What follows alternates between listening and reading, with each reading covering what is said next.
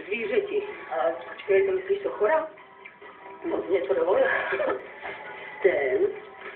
Ten si dovoluje všechno. Roztahuje se v mým bytě, přepíná programy a ještě mě plácnou. Jako pozadku. No doufám, že jsi mu dala najevo, že to přehnal. No já jsem mu řekla, že až do rozvodu na mě nesmí šáhnout. A po rozvodu. A co pak já vím, co bude. Holky, já nevím, co mám dělat. Je přece jasný jak facka. Nepochopil to po dobrým, tak musíš přitvrdit. Nechala ho u sebe, ale musí dodržovat pravidla. To je jasný.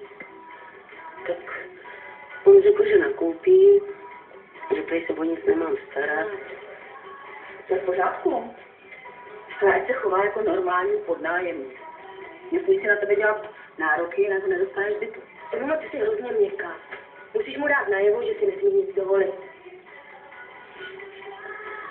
Ale když on je docela hodný. On už řekl, že koupí kaviár. Jo. A ty po něm chceš kaviár? A to navrhl on. Že jako spolu ochutnáme kaviár. Hele, ten člověk na to má pravdu. Začíná to takhle nenápadně.